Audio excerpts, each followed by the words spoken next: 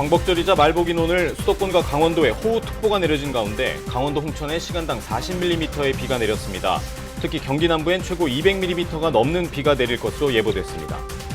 코로나19 하루 신규 확진자가 138명으로 늘었습니다. 수도권을 중심으로 신규 확진자가 급속히 늘고 있는 가운데 경기도 양평군 서종면의 한 마을에서만 31명의 확진자가 나왔습니다. 정부는 수도권의 코로나19 상황이 대규모 집단 유행으로 이어질 수 있는 엄중한 상황이라고 강조했습니다. 수도권 지역의 사회적 거리 두기를 2단계로 상향 조정하는 방안도 검토하고 있습니다. 서울시가 종교시설에 예배를 제외한 집단 행동을 금지하는 집합 제한 행정명령을 내렸습니다. 한편 법원은 서울시의 집회금지 처분의 효력을 정지해달라는 일부 보수단체의 신청을 받아들였습니다. 미 대선 우편 투표를 놓고 트럼프 대통령은 부정선거의 대상이라며 반대하고 상대인 바이든 후보는 민주주의에 대한 공격이라며 비난하는 등 논란이 확산되고 있습니다.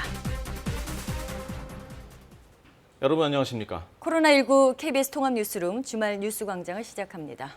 오늘 새벽 경기도와 인천 등 수도권을 중심으로 또 많은 비가 내렸습니다. 네, 최고 200mm의 비가 예보돼 있는데요. 오늘 오전이 고비가 될 것으로 보입니다.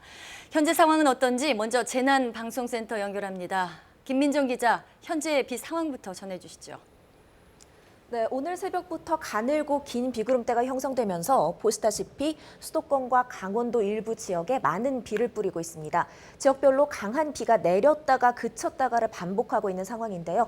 오늘 오전에는 수도권과 강원 영서는 물론 충북 북부 지역까지 비가 확대될 전망이니 계속 주의를 기울이셔야 합니다. 많은 비 예보된 지역들 현재 기상 상황은 어떤지 재난감시 CCTV를 통해 확인해 보도록 하겠습니다. 먼저 강원도 홍천강 휴게소 모습입니다. CCTV 화면상으로 빗길 미끄럼 주의라고 써져 있는 글씨 보이시죠? 홍천은 산지를 중심으로 비가 내리고 있긴 합니다만 이곳 역시 이 젖은 도로를 보면 적지 않은 양의 비가 내린 것을 확인하실 수 있습니다. 차들도 비교적 서행하고 있는 모습인데요. 지금은 그다지 교통량이 많지 않아 보입니다. 다음은 경기 양촌교차로로 가봅니다. 차량이 지나가는 걸 보시면 작긴 하지만 뒤편으로 물보라가 일고 있는 것을 확인하실 수 있습니다. 오늘 경기 지역은 오전 내내 적지 않은 비가 내릴 것으로 보입니다. 또 서울에도 본격적으로 비가 쏟아지기 시작했습니다. 네, 앞으로 비가 얼마나 더 내릴지가 궁금한데요. 예보는 어떻게 나와 있습니까? 네, 기상청의 오늘 5시 예보에 따르면 많은 곳은 내일까지 최대 200mm의 비가 예보돼 있습니다. 레이더 영상 보시면 서쪽에서 비구름대가 계속해서 수도권으로 유입되고 있습니다. 역시 길고 폭이 좁은 비구름대입니다. 일부 지역에는 돌풍과 함께 천둥, 번개도 동반할 것으로 보입니다. 특히 붉은색으로 표시된 비구름이 지나는 지역 많은 비가 내리겠는데요. 비구름의 폭이 좁아서 지역별로 강수량 편차가 클 것으로 보입니다. 현재 시간당 강수량 강원 홍천군 내면이 30.5mm, 그리고 경기 안산시 상록구와 의왕시 고천동이 20mm가 넘는 강우량 기록하고 있는데요. 슈퍼컵 예측에 따르면 길게 뻗은 비구름대 오늘 오전 9시경까지 세력을 확장하면서 수도권에 머물겠습니다. 그러다가 오전 9시 이후로는 점차 세력이 약화되겠는데요. 따라서 앞으로 오전 9시까지 남은 3시간 정도가 오늘 최대 고비가 될 것으로 전망됩니다. 기상청은 내일까지 수도권과 강원 영서에 50에서 150mm, 경기 남부는 최대 200mm 이상의 비가 내릴 것으로 예보했습니다. 또 충청 북부는 30에서 100mm, 강원 영동과 경북 북부 내륙은 20에서 60mm의 비가 내리겠다고 예보했습니다. 이미 많은 비로 집안이 약해져 있는 만큼 끝까지 비 피해 없도록 유의하셔야겠습니다. 비는 오후 늦게 그쳤다가 일요일 아침에 다시 내리는 곳이 있겠습니다. 이후에는 54일 만에 올여름 장마가 사실상 끝날 걸로 보입니다. 지금까지 재난방송센터에서 KBS 뉴스 김민정입니다. 네, 들으신 대로 중부지방을 중심으로 많은 비가 예보되어 있는데요. 그럼 서울 상황도 알아보겠습니다. 잠수교 연결해보죠. 이호준 기자. 엊그제부터 잠수교 통제는 풀렸는데요. 또 비 소식입니다. 지금 그곳에 비가 계속 내리고 있나요? 네, 저는 잠수교에 나와 있습니다. 저희가 1시간 전에 와가지고 보도를 준비하고 있었는데요. 시간이 지나면 지날수록 이곳의 빗줄기는 더욱더 굵어지고 있습니다. 이 응급복구 공사를 마친 잠수교, 그제부터는 차량, 어제부터는 보행자 통행이 재개가 됐습니다. 하지만 오늘 중부지방에 또다시 적지 않은 비가 예보된 만큼 이 잠수교 통행이 어떻게 될지는 더 지켜봐야 할 것으로 보입니다. 지금 잠수교 수위는 5.3m입니다. 6.2m부터 차량 통행이 또 제한되니까 아직 1m 정도 남아있는 상황입니다. 네, 서울 시내 도로나 하천 진입이 통제된 곳은 없는지도 궁금합니다. 전해주시죠. 네, 먼저 도로 통행 구간부터 살펴보도록 하겠습니다. 며칠 사이로 이 비가 소강 상태에 접어들면서 이 도로 통제되는 구간은 서울 시내에 없습니다. 보수공사가 끝나지 않은 망원 한강공원을 제외하고는 나머지 10개 한강공원도 지금 이용이 가능한데요. 하지만 오늘 비가 많이 오는 것으로 예상된 만큼 출입을 가급적 삼가는 게 좋을 것 같습니다. 한강과 중랑천, 안양천, 목감천 등 하천 4곳의 보행자 나들목은 일부 구간이 통제가 되고 있습니다. 서울시는 양재천과 도림천 등 19개 하천도 출입을 통제하고 있다고 전했는데요. 비가 많이 올 것에 대비한 조치라고 서울시는 설명했습니다. 오늘 기상 상황에 따라서 통제 구간이 더 늘 수도 있으니까 주의하시기 바랍니다. 지금까지 잠수교에서 KBS 뉴스 이호준입니다. 방역당국은 다시 대규모 집단 유행으로 이어지진 않을까 지금 상황을 매우 심각하게 보고 있습니다. 이 때문에 수도권 지역은 사회적 거리 두기를 한 단계 더 높이는 걸 검토하고 있습니다. 계속해서 김민지 기자입니다. 최근 나흘간 수도권 신규 확진자는 150명을 넘었습니다. 국내 발생의 80%에 달하는 수준입니다. 이처럼 수도권의 확산 상황이 심상치 않자 정부가 현재 1단계인 사회적 거리 두기를 강화하는 방안을 검토 중입니다. 교회, 방문 판매 업체, 시장, 학교 등에서 환자 발생이 계속 증가하고 있는 엄중한 상황입니다. 여러 다중이용 시설에서 동시다발적으로 발생하고 있어 감염 확산이 매우 염려되고 있습니다. 거리 두기를 2단계로 올리면 실내 50명, 실외는 100명 이상이 모이는 모든 모임이 금지됩니다. 유흥주점, 노래연습장 등 고위험시설 13개 업종의 운영도 중단됩니다. 또 프로야구 등 스포츠 경기는 무관중으로 치러야 합니다. 방역당국은 서울, 경기에서 하루 만에 확진자 수가 2배 증가할 정도로 확산 속도가 빠르다며 대규모 유행으로 이어질 수 있다고 진단했습니다. 전염력이 높고 전파 속도가 굉장히 빠르기 때문에 그 속도를 따라잡지 못하면 기하급수적으로 환자가 느는 것은 순식간이라는 그런 위기의식을 가지고 있습니다. 게다가 감염 경로가 확인되지 않는 이른바 깜깜이 환자 비율도 최근 2주간 13.7%로 직전 6.6%였던 것에 비해 크게 높아져 우려를 더하고 있습니다.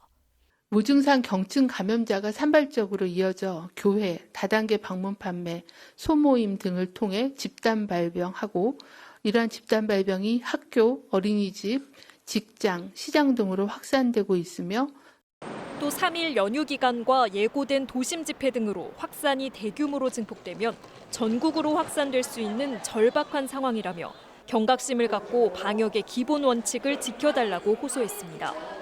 KBS 뉴스 김민지입니다. 네, 이렇게 서울에서 교회를 중심으로 코로나 확진자가 크게 늘자 종교시설의 방역 수칙 준수와 집합 제한 행정명령이 내려졌습니다. 특히 성북구 사랑제일교회와 일부 단체에서 오늘 광복절 도심 집회를 강행할 예정이어서 서울시가 집회 금지 명령을 내렸는데요. 법원은 몇몇 단체의 집행 정지 신청을 일부 받아들였습니다. 박진수 기자입니다.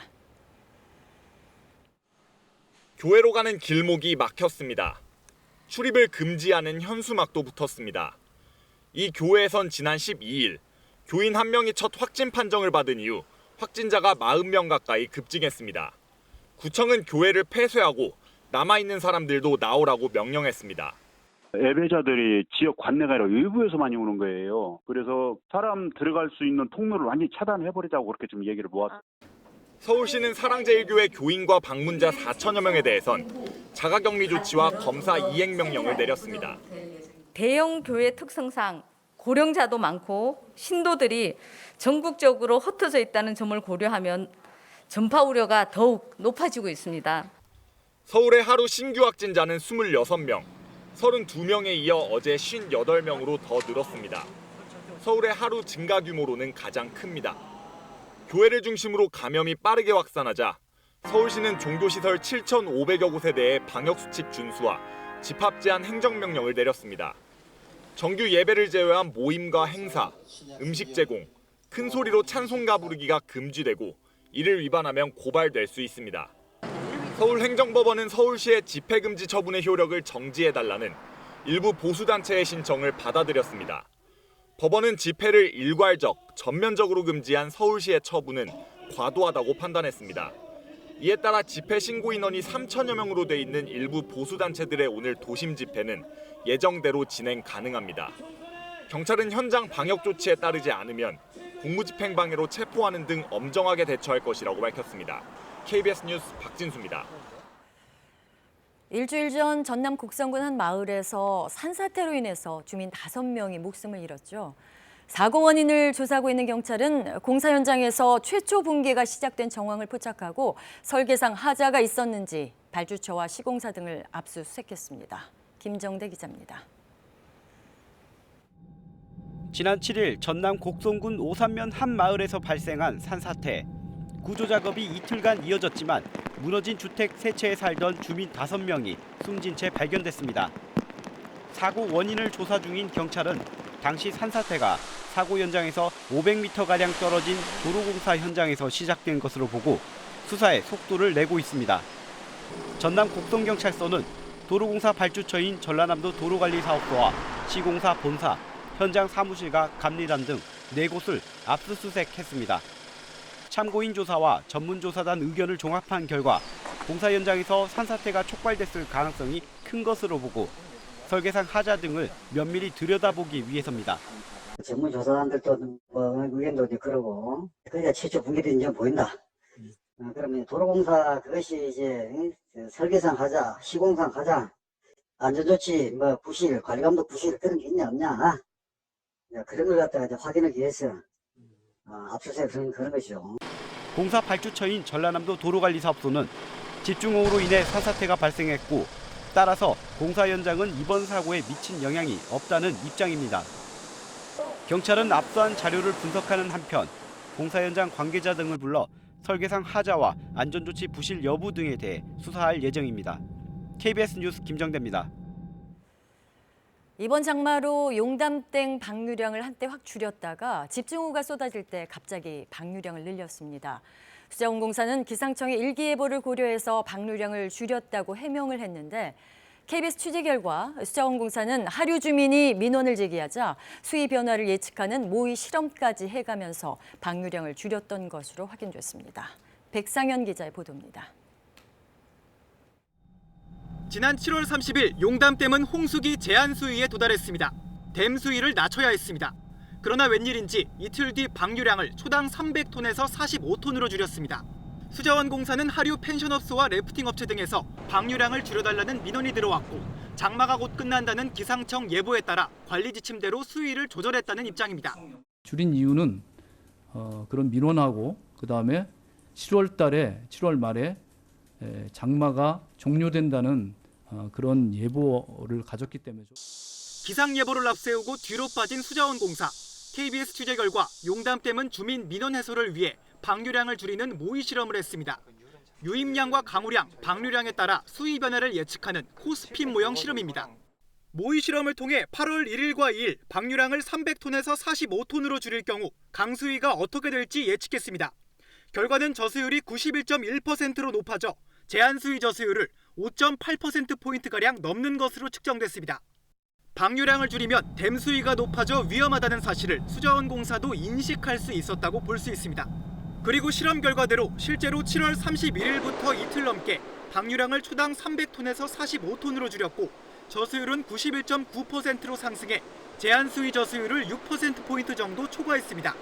공사 측은 방류량을 초당 165톤으로 다시 늘리면 8월 6일부터는 수위가 안정권으로 돌아올 걸로 예측했습니다.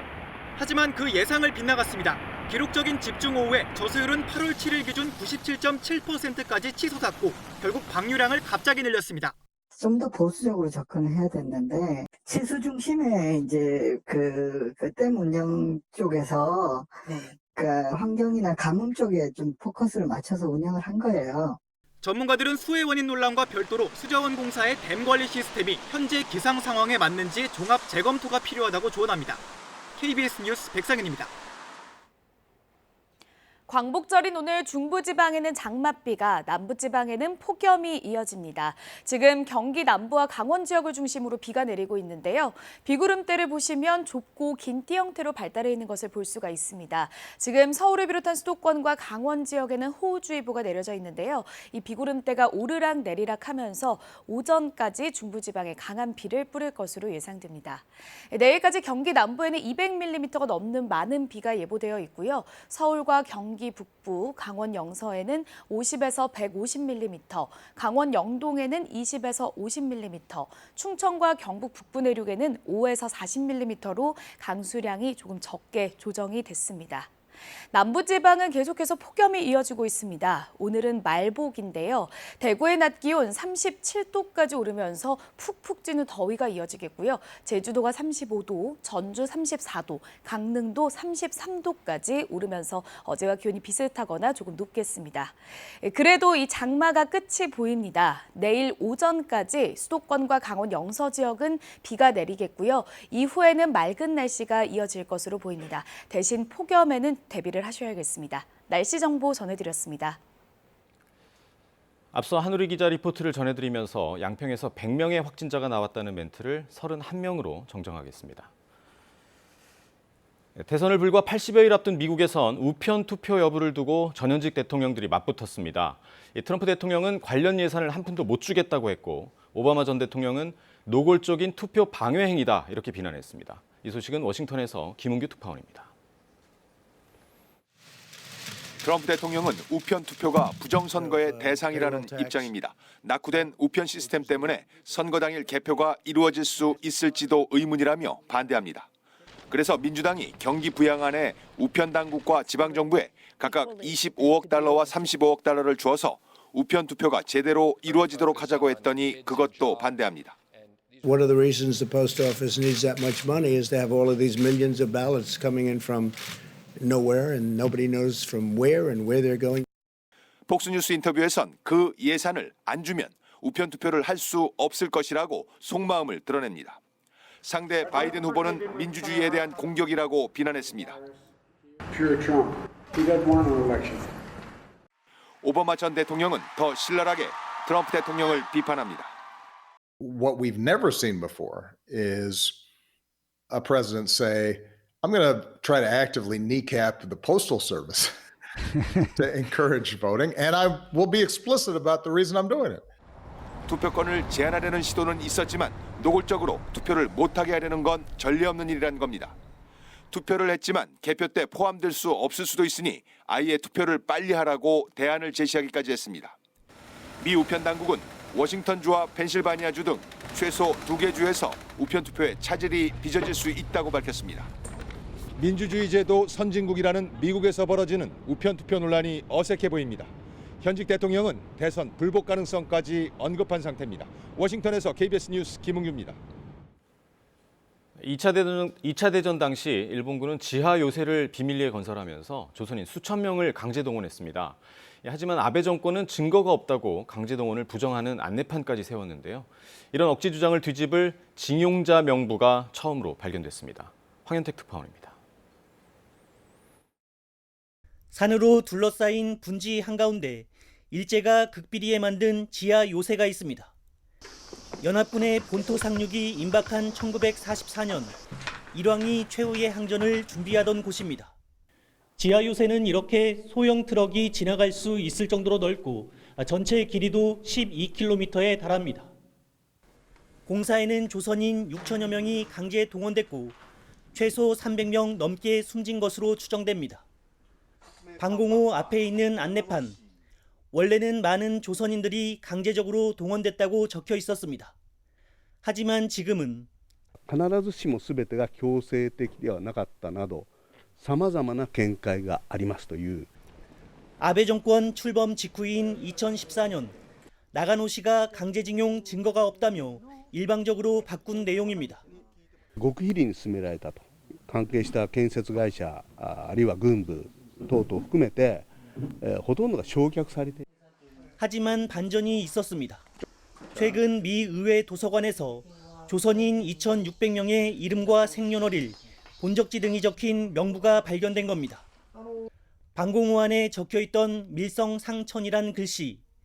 그런데 명부에도 경상남도 출신 27살의 같은 이름이 나옵니다. 밀성은 밀양의 옛 이름으로 창씨 계명을 강요받자 고향 지명을 쓴 것으로 보입니다. 이번엔 명부의 전남 무안 출신 미아라 석지란 이름, 본명은 김석지로 방공호 건설업체 소속 직원이었던 걸로 확인됐습니다. 조선인 근로자들은 조선 총독부에 의뢰해 징용을 위해 강제로 끌고 온 사람들이라고 증언했던 인물입니다. 一番の痴漢を請け負っている西松組の関係で名簿が見つかったっていうのはその2600人が初めてという。 현지 단체들은 강제징용의 전모를 파악하기 위해선 한국과의 공조가 시급하다고 강조했습니다. 나가노에서 KBS 뉴스 황현택입니다.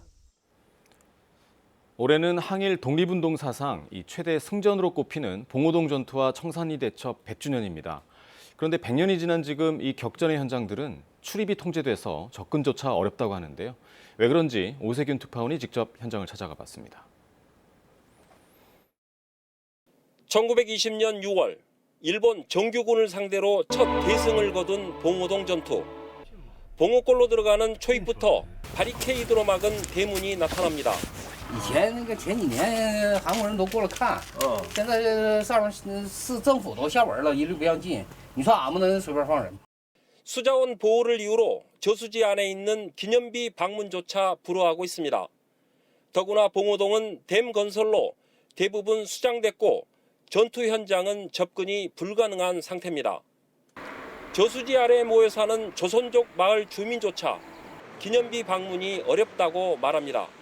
올해가 이제 봉오동 전투 100년이잖아요. 예, 그때 우리 한번 겨우 거기서 비수 맡아서 그냥 거기를 한번 갔다 왔었어요.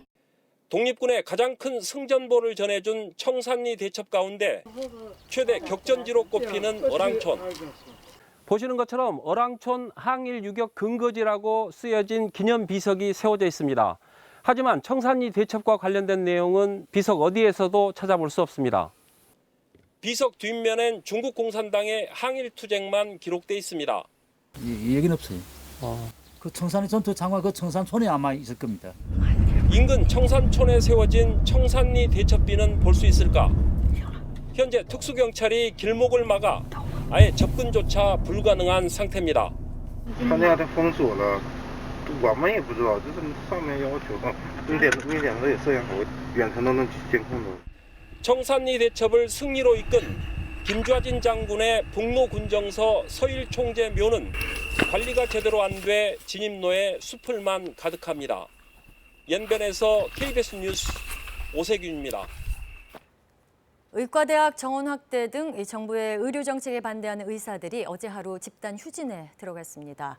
정원 확대보다는 지역과 진료 과목별 인력 불균형 해소가 우선이라는 게 의사들의 주요 요구고요. 정부는 불균형 해소를 위해서는 인력 확충이 꼭 필요하다며 대화와 협의로 문제를 풀자고 재차 의료계에 요청했습니다. 홍석우 기자입니다. 동네 개원이가 주축이 된 대한의사협회의 총파업 골기대회입니다. 서울 여의도공원 등 전국 6개 지역에서 주최 측 추산 2만 8천여 명의 의사들이 모였습니다. 정부는 이날 동네 의원의 31%가량인 1,500여 곳이 휴진 신고를 했다고 밝혔습니다. 주요 대형 병원 전공의들도 집단 휴진에 동참했습니다. 다만 응급실과 중환자실 등 필수 의료 분야 인력은 참여하지 않았고 병원급 이상 의료기관도 정상 운영됐습니다. 의사들은 정부가 발표한 의과대학 정원 확대와 공공의대 설립, 한방첩약의 건강보험 지원, 비대면 진료 육성 방안에 반대하고 있습니다. 일방적으로 이런 정책을 추진하는 정부에 강한 유감을 표하고 싶고요.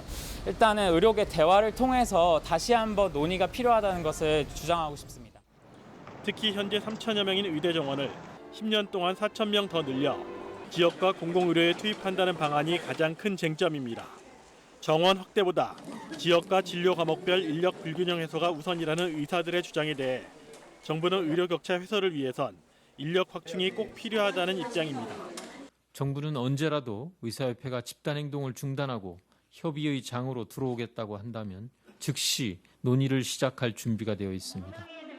의사협회는 이날 집회에서 정부의 책임 있는 답변을 요구하며 오는 26일에서 28일에 걸쳐 추가 집단 휴진을 예고했습니다. 2차 총파업에는 전공의와 개원이뿐만 아니라 지난 7일 전공의 파업 때 필수 인력으로 자리를 지키던 전임의와 교수진까지 참여할 것이라고 밝혔습니다. 이에 대해 정부는 대화와 협의를 통해 문제를 해결할 수 있도록 위협 측이 협상장에 나와달라고 거듭 요청했습니다.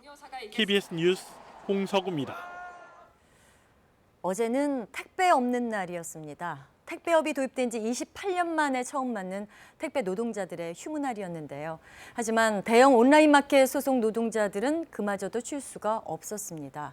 우정화 기자가 동행 취재했습니다. 서울의 한 택배 회사 물류센터. 여느 때였으면 택배를 옮겨 싣는 택배 노동자들로 붐볐을 시간이지만 한산합니다. 이곳을 포함해 대형 택배 회사 5곳의 노동자 4만여 명이 휴무에 들어갔습니다. 하지만 쉴 수 없는 택배 노동자들도 있습니다. 쿠팡 택배 노동자인 조찬호 씨는 여느 때처럼 배송을 하느라 분주합니다. 아파트를 오르락 내리락 하길 여러 차례 땀이 흐르고 숨은 턱까지 차오릅니다. 어떤 게 제일 힘드세요? 요즘 코로나 때문에 마스크를 끼고 이렇게 배송하는 게 많이 좀 벅찹니다.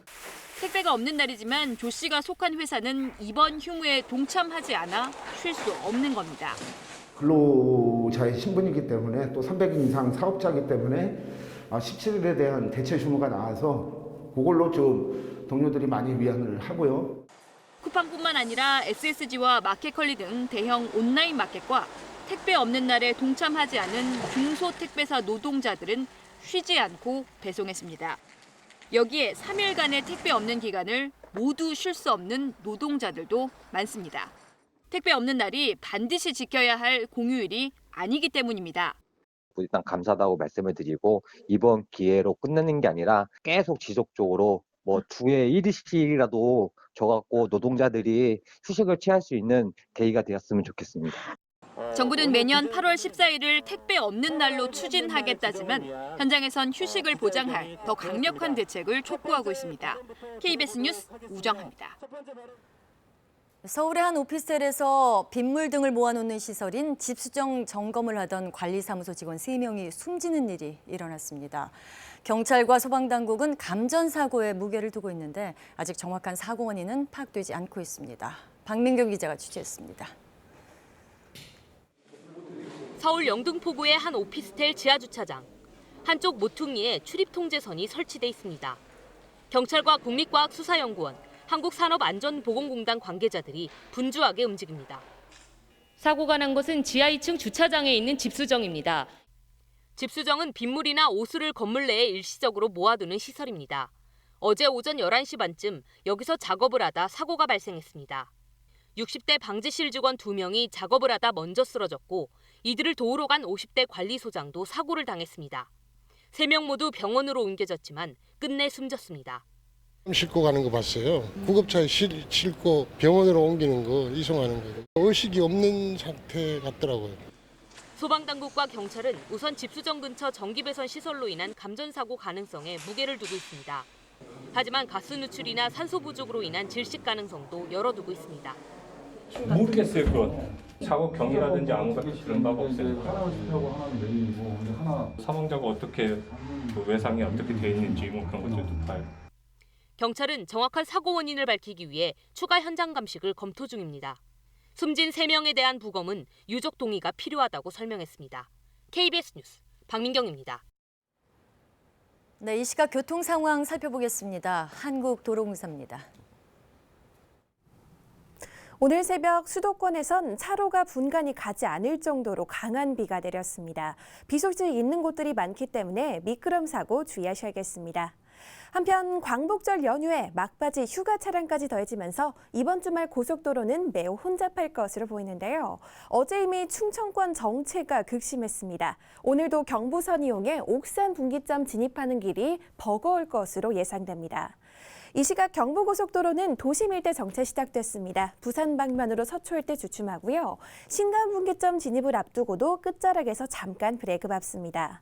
이 서부간선도로를 지나 서양고속도로 이용하시는 분들 목포 방면으로 금천 부근 정체 감안하셔야겠고 60번 고속도로는 외곽 방면으로 초입 구간 진입이 어렵습니다. 미사 일대 주춤하고 다시 한번 덕소 3패 중심으로 짧은 구간 가다서다 반복합니다. 이 밖에 50번 고속도로도 외곽 방면으로 이제 용인휴게소 부근 이동량이 늘기 시작합니다. 한국도로공사 교통방송이었습니다. 요 며칠 좀 뜸하나 했는데요. 다시 비 소식입니다. 오늘 중부지방은 다시 장맛비가 내리겠습니다. 내일까지 중부지방의 많게는 200mm가 넘는 많은 비가 예보돼 있습니다. 기상센터 연결합니다. 배지 캐스터 다시 비 소식이네요. 자세히 전해주십시오. 네, 지금 수도권과 강원 지역을 중심으로 비가 내리고 있는데요. 경기 남부 지역을 중심으로 또 강한 비가 쏟아지는 곳이 있습니다. 지금 수도권과 강원 지역에는 호우주의보가 발효 중인데요. 오늘 오전까지 중부지방을 중심으로는 시간당 20에서 30mm 안팎의 폭우가 쏟아지는 곳이 있겠습니다. 내일까지 경기 남부에는 200mm가 넘는 많은 비가 내릴 것으로 예보되어 있고요. 서울과 경기 북부, 강원 영서에는 50에서 150mm, 강원 영동 지역에는 20에서 50mm, 충청과 경북 북부 내륙 지역에는 5에서 40mm 정도의 비가 예상됩니다. 여기에 폭염까지 주의를 하셔야겠습니다. 남부지방에서는 푹푹 찌는 더위가 이어지고 있는데요. 어제보다도 특보가 더 강화됐습니다. 대구는 오늘 한낮 기온이 37도까지 오르겠고요. 제주는 35도, 강릉 33도, 전주는 34도로 어제와 기온이 비슷하거나 조금 높겠습니다. 이렇게 기온이 빠르게 오르다 보니까 남부지방 곳곳에는 소나기 소식도 들어있다는 점 염두에 두셔야겠습니다.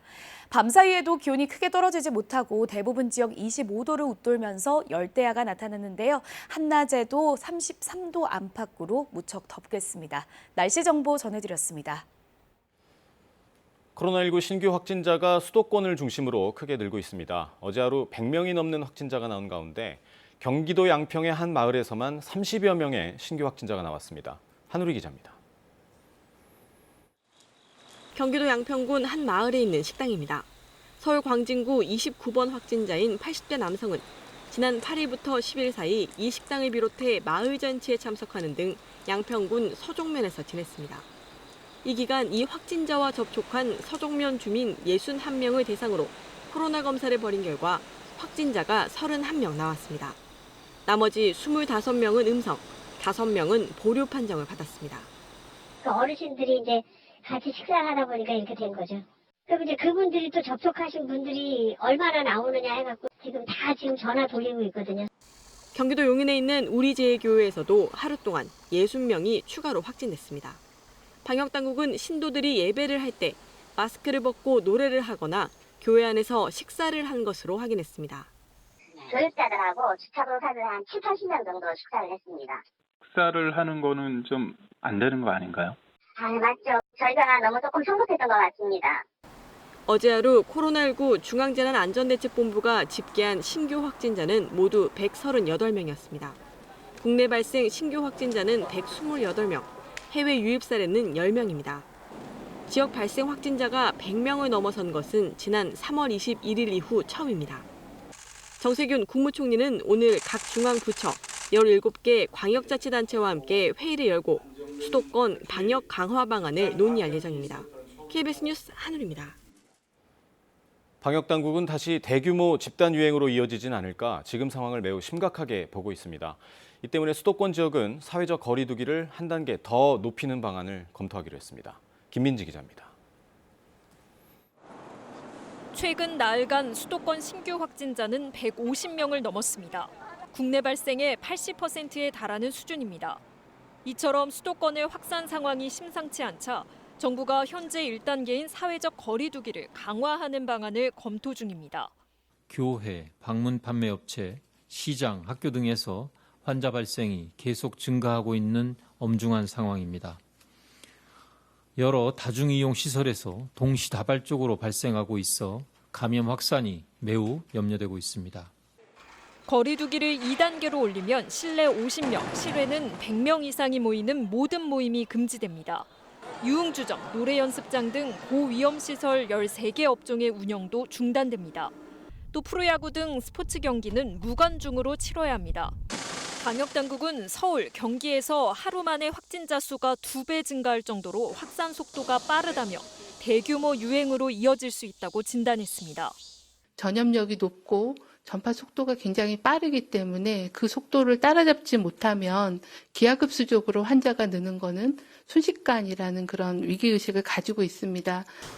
게다가 감염 경로가 확인되지 않는 이른바 깜깜이 환자 비율도 최근 2주간 13.7%로 직전 6.6%였던 것에 비해 크게 높아져 우려를 더하고 있습니다. 무증상 경증 감염자가 산발적으로 이어져 교회, 다단계 방문 판매, 소모임 등을 통해 집단 발병하고 이러한 집단 발병이 학교, 어린이집, 직장, 시장 등으로 확산되고 있으며 또 3일 연휴 기간과 예고된 도심 집회 등으로 확산이 대규모로 증폭되면 전국으로 확산될 수 있는 절박한 상황이라며 경각심을 갖고 방역의 기본 원칙을 지켜달라고 호소했습니다. KBS 뉴스 김민지입니다. 서울시도 교회를 중심으로 확진자가 크게 늘자 종교시설에 대한 집합 제한 명령을 내렸습니다.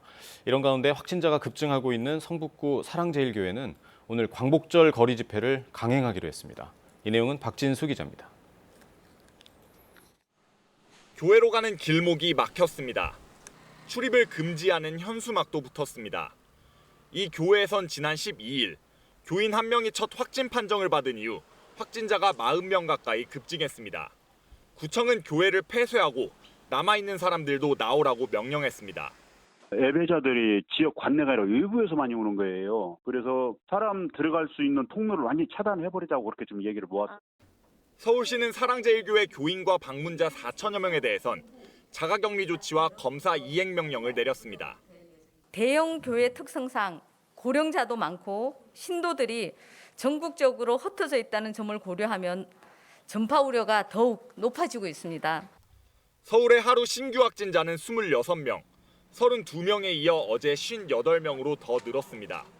서울의 하루 증가 규모로는 가장 큽니다. 교회를 중심으로 감염이 빠르게 확산하자 서울시는 종교시설 7,500여 곳에 대해 방역수칙 준수와 집합 제한 행정명령을 내렸습니다. 정규 예배를 제외한 모임과 행사, 음식 제공, 큰 소리로 찬송가 부르기가 금지되고 이를 위반하면 고발될 수 있습니다. 서울행정법원은 서울시의 집회금지 처분의 효력을 정지해달라는 일부 보수단체의 신청을 받아들였습니다. 법원은 집회를 일괄적, 전면적으로 금지한 서울시의 처분은 과도하다고 판단했습니다. 이에 따라 집회 신고 인원이 3천여 명으로 돼 있는 일부 보수단체들의 오늘 도심 집회는 예정대로 진행 가능합니다. 경찰은 현장 방역 조치에 따르지 않으면 공무집행방해로 체포하는 등 엄정하게 대처할 것이라고 밝혔습니다. KBS 뉴스 박진수입니다. 전북 용담댐 방류로 침수 피해를 입은 4개 지역에서 집단 소송 움직임까지 나오고 있습니다. 수자원공사가 수위 조절 실패를 인정하지 않자 자치단체와 주민이 단체 행동에 나서기로 한 겁니다. 송근석 기자입니다. 지난 8일 초당 최대 2,900여 톤의 용담댐 긴급 방류로 침수된 마을. 복구는 더디고 피해는 언제 보상받을지 알 수 없습니다. 삶의 터전을 잃은 주민들은 생계가 막막하기만 합니다. 전답이 저렇게 다 유실되고 다호수가 무너지면 농사꾼이 농사를 안 지면 뭐 먹고 살겠습니까? 댐을 관리하는 수자원공사는 여전히 비가 너무 많이 와 어쩔 수 없었다며 책임을 인정하지 않고 있는 상황. 주민들은 피해 현장을 찾은 전현희 국민권익위원장을 만나 답답함을 하소연하며 원인 규명을 요구했습니다.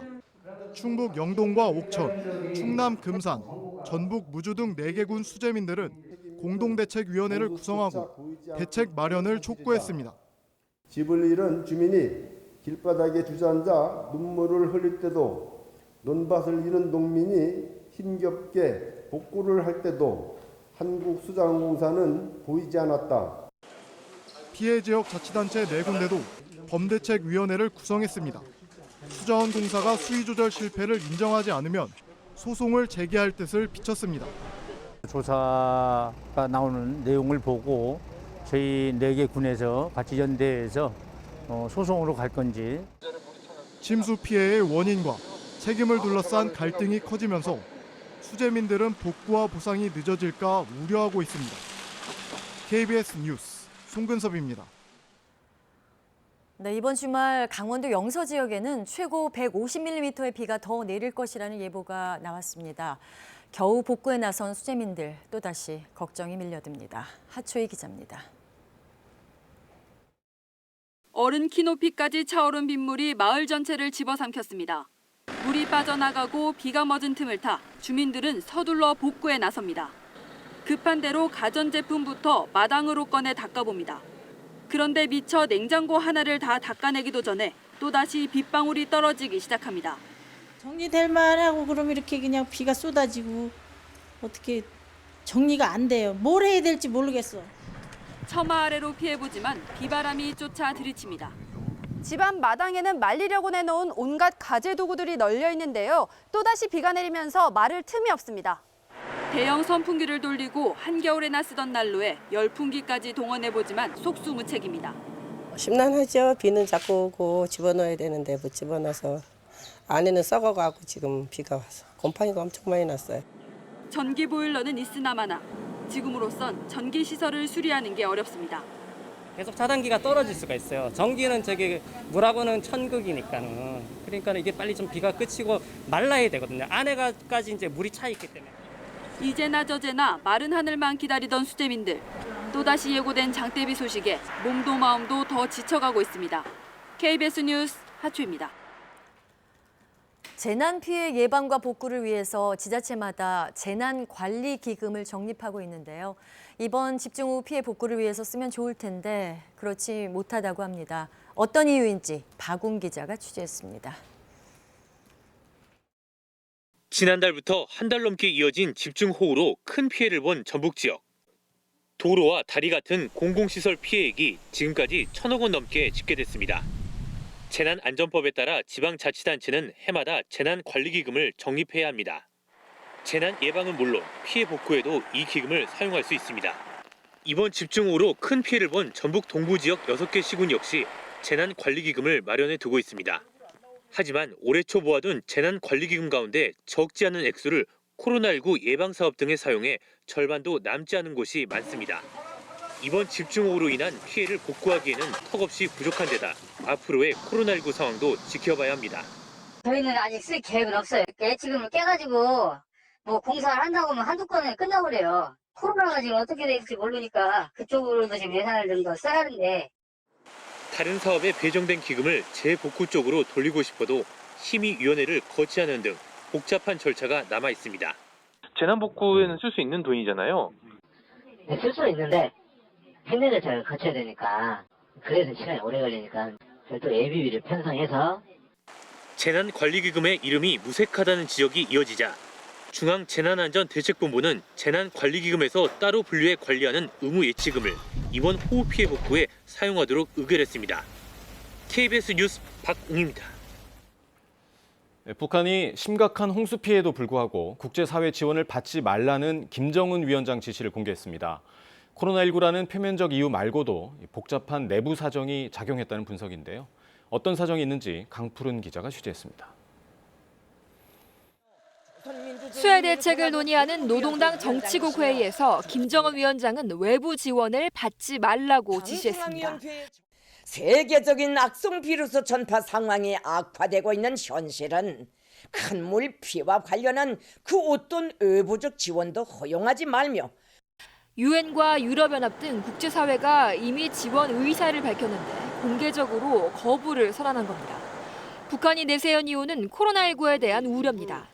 지원 물자를 반입할 경우 코로나19가 확산할 수 있다고 보는 겁니다. 회의에서 10월 10일 당창건 75주년 행사 전에 홍수 피해 복구를 마칠 것을 주문한 것도 주목됩니다. 경의하는 최고領導者 동지께서는 당의 영도에 충실한 군민의 대단결과 협동 작전으로 10월 10일까지 큰 물 피해 복구를 기본적으로 끝내고 행사 전에 외부 지원 없이 복구를 마쳐 지도력을 과시하려는 의도라는 분석입니다. 외부의 지원을 받게 되면은 수해 복구 작업을 김정은의 치적으로 내세우기 어렵게 되기 때문에 이제 국내 정치적인 이유도 작용을 하고 있다고 봅니다. 정부는 그러나 인도적 대북 협력은 계속 추진한다는 방침입니다.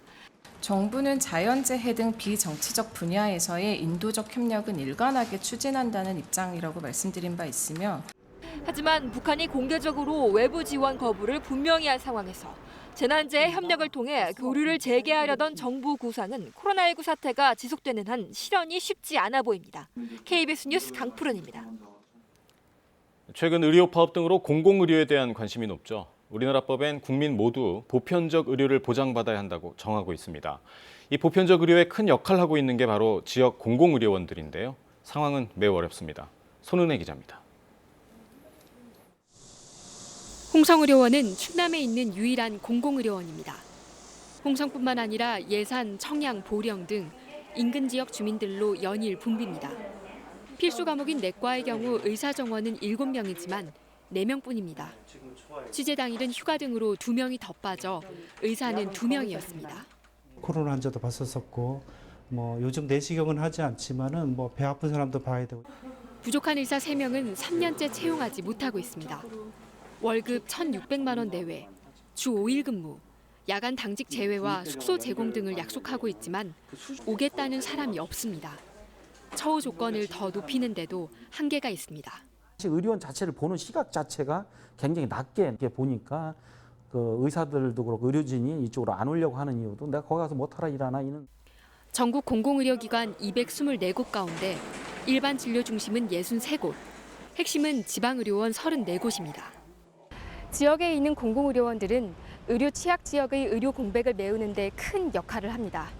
하지만 고질적으로 의료진을 채용하는 데 큰 어려움을 겪고 있는 겁니다. 지난 2013년 강제 폐쇄됐던 진주의료원. 강제로 쫓겨난 거죠. 피난민들 피난 갈 때 가는 것처럼. 경상남도는 오는 2026년까지 공공의료원을 다시 세우기로 했습니다.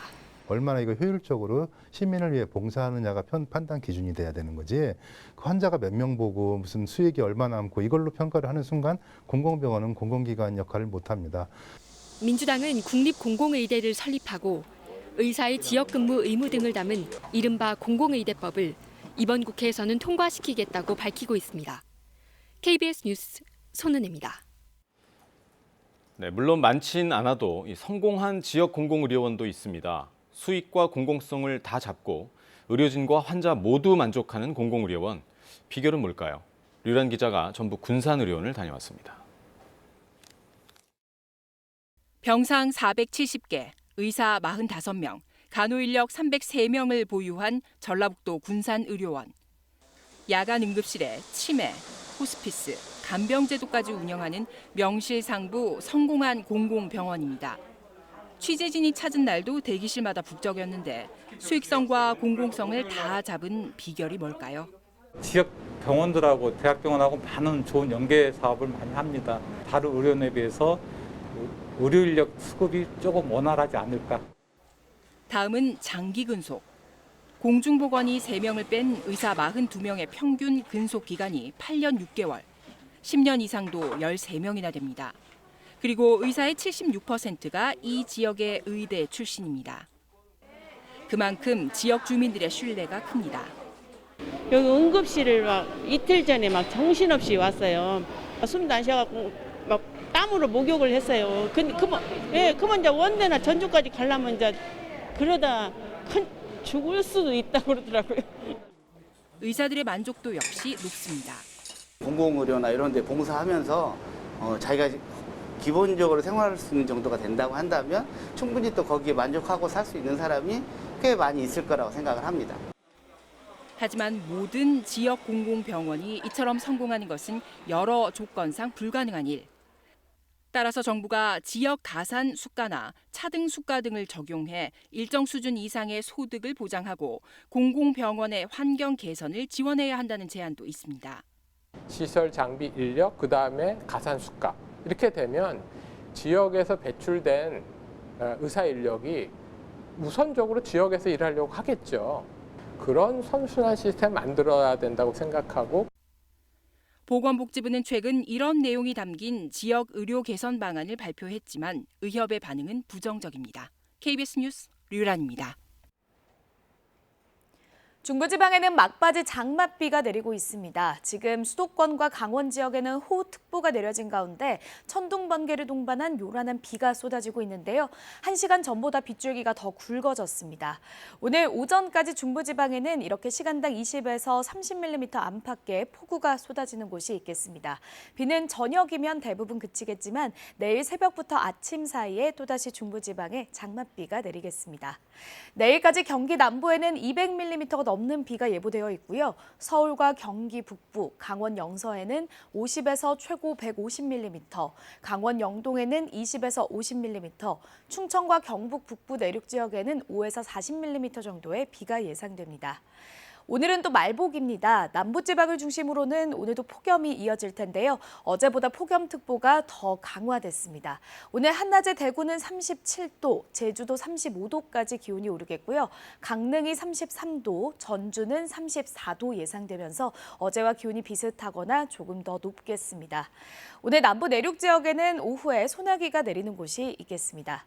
현재 기온은 대부분 지역 25도를 웃돌면서 벌써부터 후텁지근한데요. 한낮에 서울 27도, 대전 33도, 부산도 33도까지 오르겠습니다.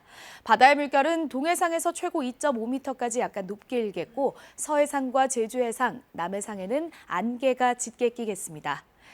그래도 장마가 끝이 보입니다. 내일 오전까지 막바지 장맛비가 내리다가 이후에는 맑은 날씨가 이어지면서 폭염이 이어지겠습니다. 날씨 전해드렸습니다. 어제 일본군 위안부 피해자 기림의 날을 맞아 위안부 문제를 기억하고 다짐하는 기념식이 열렸습니다. 그동안 국내외에 산재해 있던 일본군 위안부 관련 자료도 디지털 아카이브를 통해서 새롭게 공개됐습니다. 민정희 기자입니다. 1991년 8월 14일 고 김학순 할머니는 위안부 피해 사실을 처음으로 공개 증언했습니다. 이 뜻을 기리고 일본군 위안부 문제를 널리 알리기 위해 만든 기림의 날 기념식이 열렸습니다. 올해 세 번째로 열린 기념식의 주제는 미래를 위한 기억. 문재인 대통령은 위안부 피해자들의 용기를 보답하도록 노력하겠다고 밝혔습니다. 정부는 할머니들이 괜찮다라고 하실 때까지 할머니들이 수용할 수 있는 해법을 찾을 것입니다. 정의기억연대의 회계 불투명 문제를 제기했던 이용수 할머니도 참석했습니다. 우리 할머니들, 언니, 동생들 노하시지 마세요.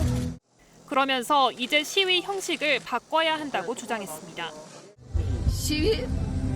30년을 해서 세계에 알리는데 잘했습니다.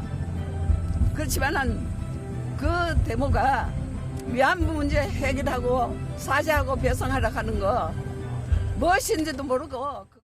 흩어져 있는 위안부 관련 자료를 모아놓은 디지털 저장소도 처음으로 공개됐습니다. 일본 정부의 공문서와 재판 자료 등 520여 건의 기록이 등록됐습니다. 위안부 관련 연구 내용을 모은 자료센터도 9월에 열릴 예정입니다. 계속해서 관리하고 제공하는 데 있어서 공공의 인프라를 활용할 수 있는 길이 넓어지면 좋겠다. 연구소 측은 또 연구 인력과 사업의 지속성이 필요하다고 강조했습니다. 정부는 위안부 문제를 보편적인 여성 인권과 평화 의제로 확장하는 방식으로 기념 활동을 만들어 나가겠다고 밝혔습니다. KBS 뉴스 민정입니다. 유재수 당시 금융위 국장에 대한 감찰 무마 혐의를 받고 있는 조국 전 장관의 재판에서 금융위가 유 씨의 사표를 수리한 배경을 두고 공방이 오갔습니다. 증인으로 나온 당시 금융위 간부들이 청와대가 유 씨의 사표를 받으라고 요청한 적은 없다고 밝혔는데 이 부분은 조 전 장관 측 입장과 배치되는 주장입니다. 최유경 기자입니다. 2017년 유재수 당시 금융위 금융정책국장에 대해 사표를 받게 했다며 감찰 무마 혐의를 부인해온 조국 전 장관. 감찰을 더 이상 진행할 수 없어 감찰을 종료하고 그 대상자의 사표를 받도록 조치한 것이 형사 범죄라면 검사의 개인 비리의 경우에 있어서 감찰조차도 진행하지 않고 사표를 받은 사례는 무엇입니까? 백원우 전 민정비서관도 유 씨 사건은 사표 수리로 정리하자는 게 청와대 입장이었고 이를 금융위에 전달했다고 검찰에서 진술했습니다. 하지만 김용범 전 금융위 부위원장은 법정에서 그런 내용은 들은 바 없다고 부정했습니다. 백 전 비서관이 전화로 유 씨가 국장 자리에 계속 있긴 어렵겠다고 말한 것이 전부라는 겁니다. 유 씨 사표가 수리된 건 이듬해 민주당 소속 국회 수석 전문위원으로 가기 위해 필요한 절차였을 뿐이라고 덧붙였습니다. 청와대로부터 유 씨의 구체적인 비위 내용은 듣지 못했다고도 했습니다. 최종구 전 금융위원장 역시 비슷한 취지로 증언했습니다. 이에 대해 조국 전 장관 변호인 측은 민정수석실이 금융위의 징계 조치를 강요할 수 없으며 추상적 표현을 사용해 전달하는 것 아니냐고 신문했는데 김 전 부위원장은 네라고 답했습니다. 독자적인 감찰권과 징계권을 가진 금융위가 따로 절차를 밟았어야 한다는 지적입니다.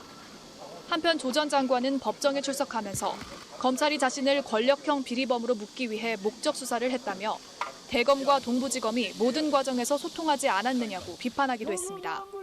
KBS 뉴스 최유경입니다. 한반도 주변을 둘러싼 각국의 영유권 분쟁과 자원 다툼으로 이 영해 수호의 중요성은 갈수록 커지고 있습니다. 네, 오늘 광복절 75주년을 맞아서 해경 초계기를 타고 우리 바다를 둘러봤습니다. 장혁진 기자입니다. 해경의 초계기 챌린저호. 하늘로 솟구치자 솜털 같은 구름을 헤치고 고도를 바꿔가며 바다의 특이 동향을 살핍니다. 이륙 1시간여 만에 홍도와 흑산도 해역에 다다랐습니다. 서해의 비경을 감상할 틈도 없이 해경 요원의 손놀림이 갑자기 바빠집니다. 우호가 불법적 발견 체증했습니다. 합동 퇴거 작전 요청합니다. 한중 어업 경계선 근처로 중국 어선들이 접근하면 북은 해경 경비함에 상황을 전파합니다. 우리 수산 자원을 위협하는 중국 어선들. 해경이 대응하면서 서해는 매일같이 전쟁터를 방불케 합니다. 챌린저호는 선박 1000척을 동시에 추적할 수 있는 감시 장비로 불법 조업 어선을 적발하고 있습니다.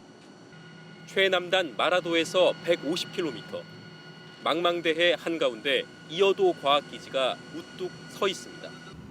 천연 자원의 보고이자 우리 해양 영토의 교두보입니다.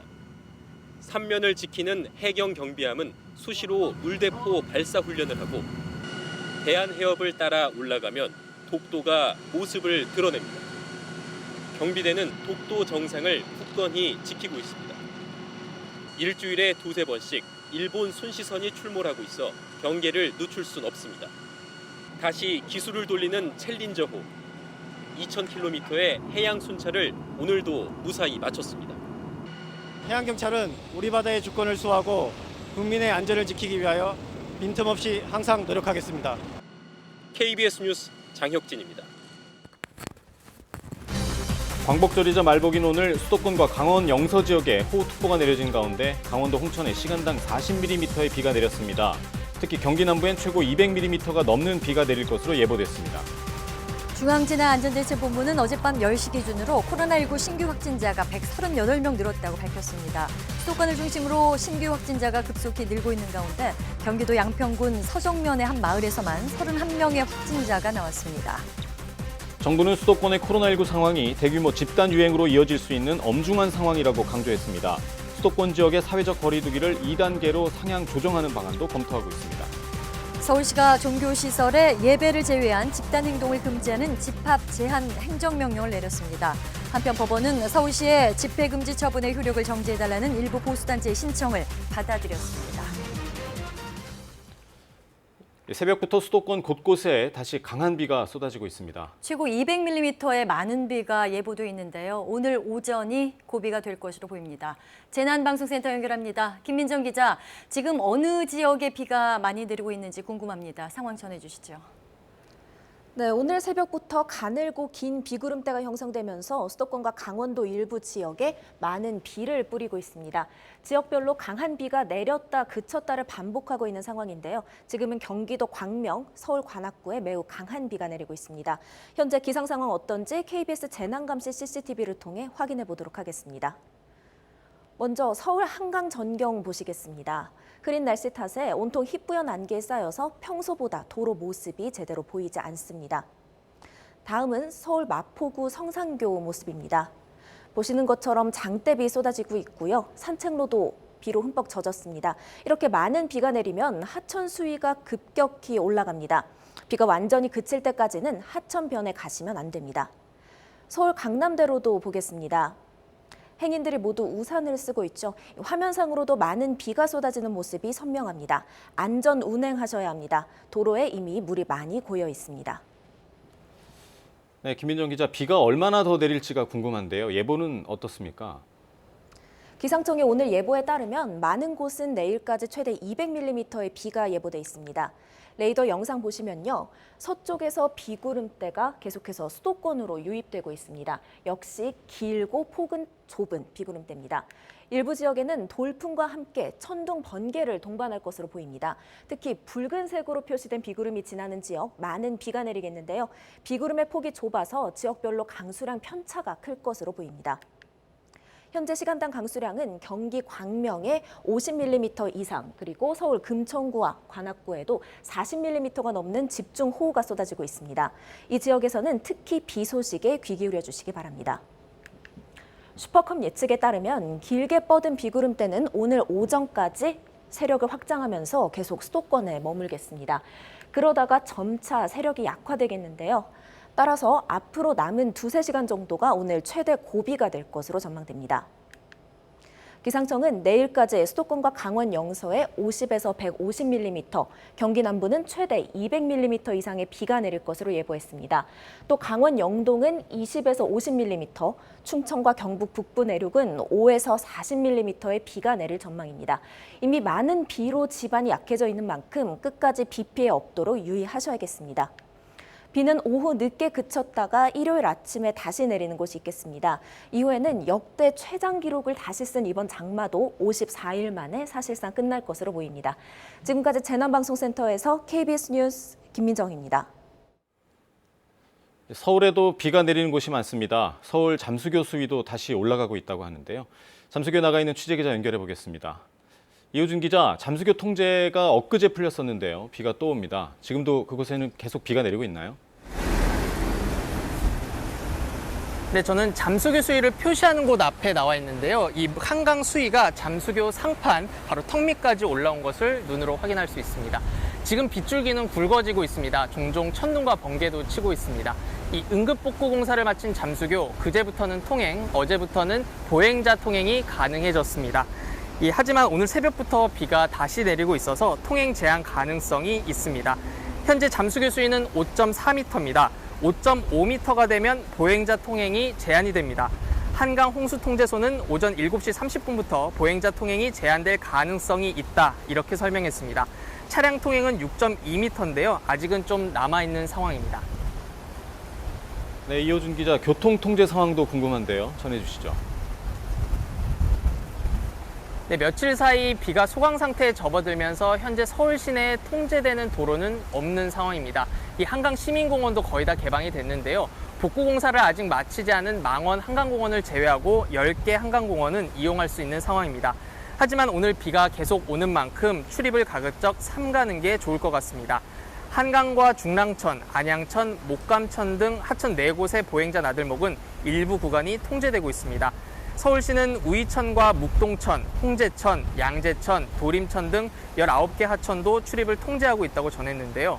비가 많이 올 것에 대비한 조치라고 서울시는 설명했습니다. 오늘 기상 상황에 따라 통제 구간이 늘 수도 있으니까 참고하시기 바랍니다. 지금까지 잠수교에서 KBS 뉴스 이호준입니다. 코로나19 신규 확진자가 수도권을 중심으로 빠르게 늘고 있습니다. 어제 하루 신규 확진자가 100명이 넘었고 경기도 양평의 한 마을에서는 확진자가 30명 넘게 나왔습니다. 한우리 기자입니다. 경기도 양평군 한 마을에 있는 식당입니다. 서울 광진구 29번 확진자인 80대 남성은 지난 8일부터 10일 사이 이 식당을 비롯해 마을 잔치에 참석하는 등 양평군 서종면에서 지냈습니다. 이 기간 이 확진자와 접촉한 서종면 주민 61명을 대상으로 코로나 검사를 벌인 결과 확진자가 31명 나왔습니다. 나머지 25명은 음성, 5명은 보류 판정을 받았습니다. 어르신들이 이제 같이 식사를 하다 보니까 이렇게 된 거죠. 그럼 이제 그분들이 또 접촉하신 분들이 얼마나 나오느냐 해갖고 지금 전화 돌리고 있거든요. 경기도 용인에 있는 우리제일교회에서도 하루 동안 60명이 추가로 확진됐습니다. 방역당국은 신도들이 예배를 할 때 마스크를 벗고 노래를 하거나 교회 안에서 식사를 한 것으로 확인했습니다. 교육자들하고 주차봉사들 한 7, 80명 정도 식사를 했습니다. 식사를 하는 거는 좀 안 되는 거 아닌가요? 아, 맞죠. 저희가 너무 조금 성급했던 것 같습니다. 어제 하루 코로나19 중앙재난안전대책본부가 집계한 신규 확진자는 모두 138명이었습니다. 국내 발생 신규 확진자는 128명, 해외 유입 사례는 10명입니다. 지역 발생 확진자가 100명을 넘어선 것은 지난 3월 21일 이후 처음입니다. 정세균 국무총리는 오늘 각 중앙부처 17개 광역자치단체와 함께 회의를 열고 수도권 방역 강화 방안을 논의할 예정입니다. KBS 뉴스 한울입니다. 네, 당국은 대규모 집단 유행으로 이어질 수 있는 엄중한 상황이라고 강조했습니다. 수도권 지역의 사회적 거리 두기를 2단계로 상향 조정하는 것에 대한 검토에도 착수했습니다. 김민지 기자입니다.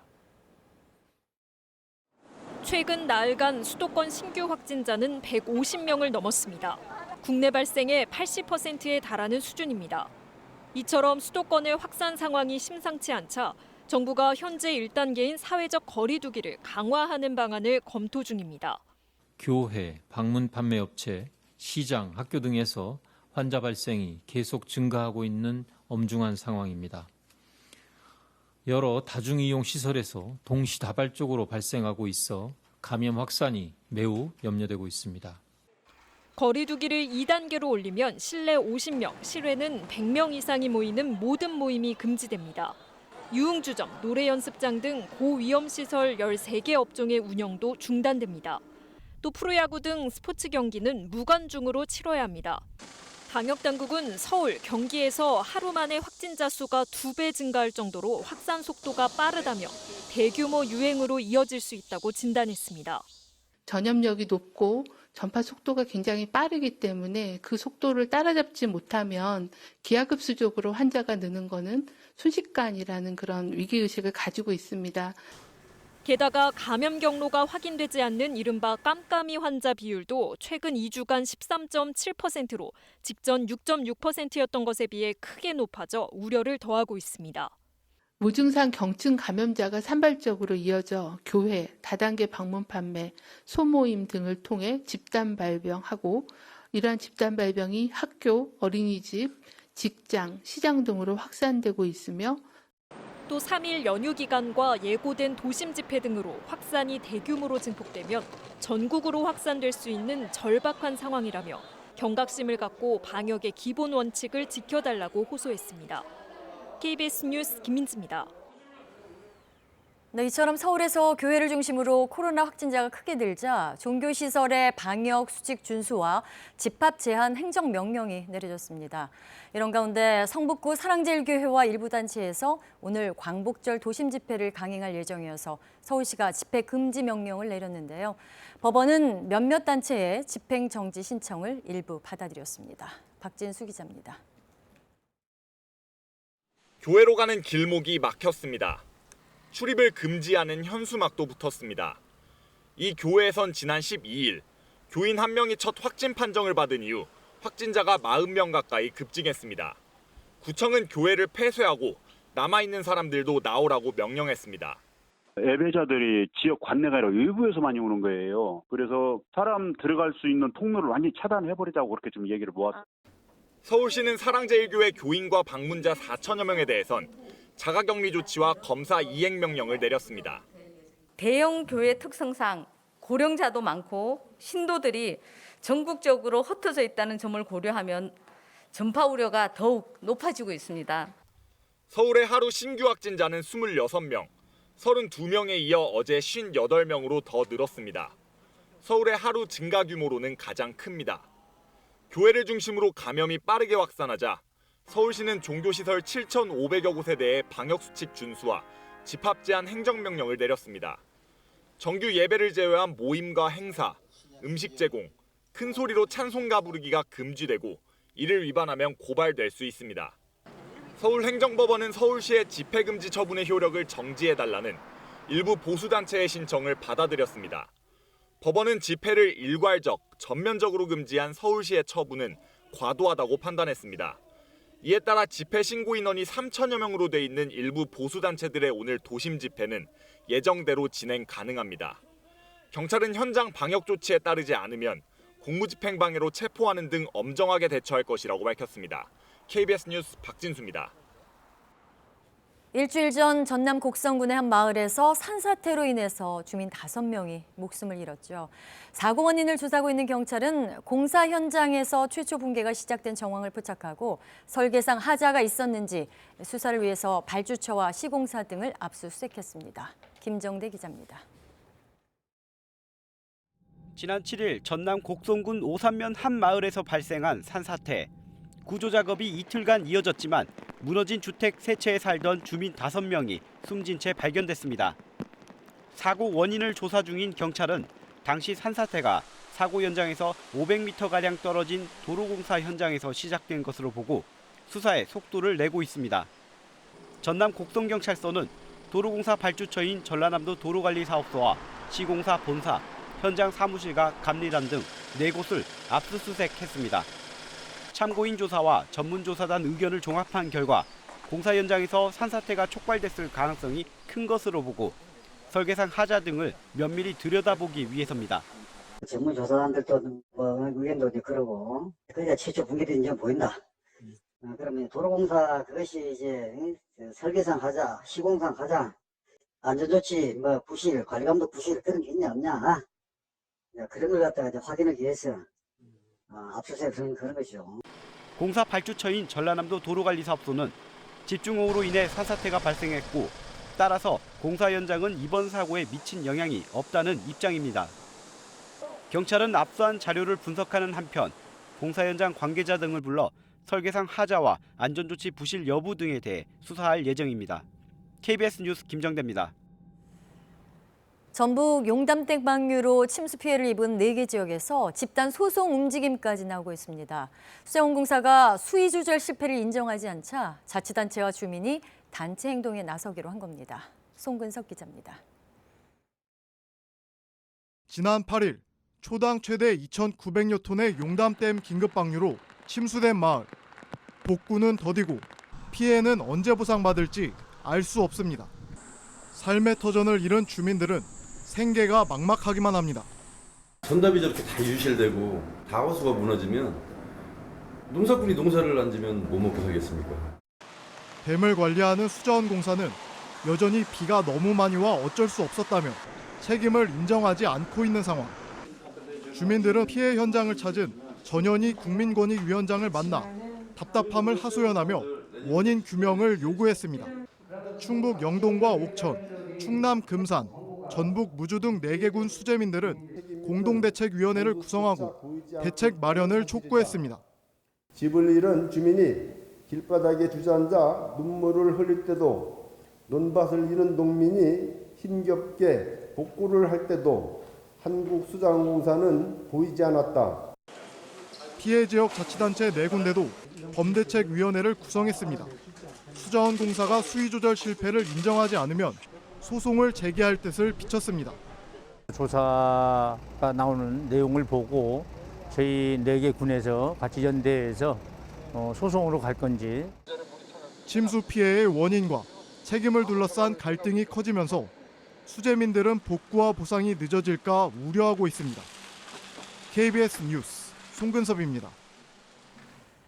네, 이번 장마로 용담댐 방류량을 한때 확 줄였다가 집중호우가 쏟아질 때 갑자기 방류량을 늘렸습니다. 수자원공사는 기상청의 일기예보를 고려해서 방류량을 줄였다고 해명을 했는데 KBS 취재 결과 하류 주민이 민원을 제기하자 수위 변화를 예측하는 모의 실험까지 해가면서 방류량을 줄였던 것으로 확인됐습니다. 백상현 기자의 보도입니다. 지난 7월 30일 용담댐은 홍수기 제한 수위에 도달했습니다. 댐 수위를 낮춰야 했습니다.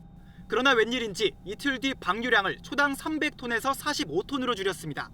수자원공사는 하류 펜션업소와 래프팅 업체 등에서 방류량을 줄여달라는 민원이 들어왔고 장마가 곧 끝난다는 기상청 예보에 따라 관리 지침대로 수위를 조절했다는 입장입니다. 줄인 이유는 그런 민원하고 그다음에 7월 말에 장마가 종료된다는 그런 예보를 가졌기 때문에. 기상 예보를 앞세우고 뒤로 빠진 수자원공사. KBS 취재 결과 용담댐은 주민 민원 해소를 위해 방류량을 줄이는 모의 실험을 했습니다.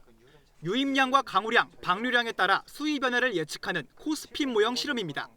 모의 실험을 통해 8월 1일과 2일 방류량을 300톤에서 45톤으로 줄일 경우 강수위가 어떻게 될지 예측했습니다.